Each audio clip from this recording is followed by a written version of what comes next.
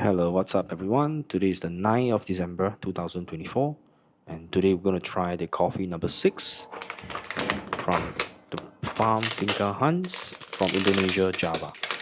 The processing method is pretty interesting. It's the dark room fermentation and slowly dry. This coffee is roasted on the 20th of November and it has since been rested for 2 to 3 weeks and it's perfect to brew today. And today I'm going to use my Commandante, slightly different from my usual grinder choice. Usually I would like to use on a flat burr, but today let me try something on the conical. And the experience on the Commandante is not exactly that pleasant because the grinding time it's pretty slow, even for filter coffee. So in this case, I'm actually grinding pretty coarse, but yet it still take almost about a minute for me to get all the bean grinded through. And this is only 20 grams of coffee. I think there are other grinders that grind much more effectively, and I will say the tasting profile will not differ too much from the Commandante. So at this time, yep, Commandante is not the only choice that's available. And usually after I finish using the grinder, I would like to give it a quick brush down so that I know it's ready for the next time that I use it. And I don't have to clean it the next time I use it. So this is my preferred workflow. So I'll give you a good brush off.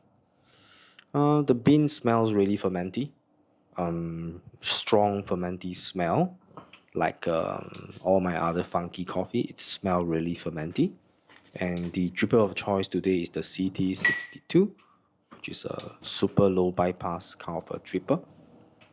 And then today we're going to use the V60 filter paper. And my workflow is I prefer to rinse the dripper with the filter paper inside so that you can see the paper adhere to the wall very well. The temperature of the brew today is also 93 degrees Celsius on my Hero temperature control kettle.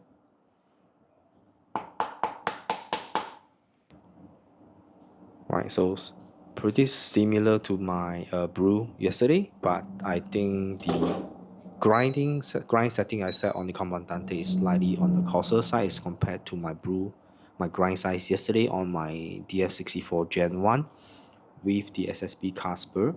So you can see it flows a lot faster. Also, because I'm trying to extract less, because this is a fermented processed coffee, I want to extract more on the as according to descriptions, the grape candy, the fruit punch, and the hibiscus, and the peach.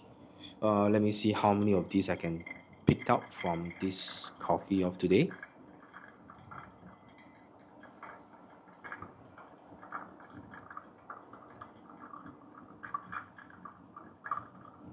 So the ratio I'm using today is 1:16. So I'm brewing about 315 to 223 grams of water. Same thing, divided into first stage of bloom and then 3-stage pour as my preferred way of brewing filter coffee.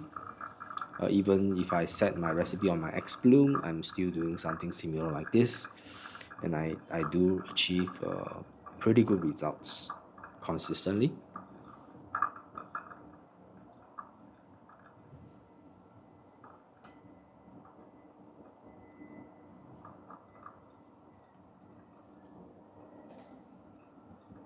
The drawn down totally only takes about 2 minutes as compared to about 3 minutes yesterday. So this is definitely a faster brew as compared to the SSB Casper yesterday.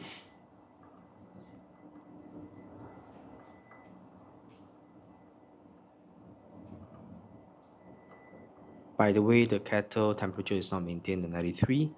I let it drop naturally. So once the temperature hit 93, when I started to pour, I never place the kettle back to maintain the temperature at 93. It will drop, it will decline naturally so that I can achieve sort of more smooth extractions. So now let's try to taste the coffee.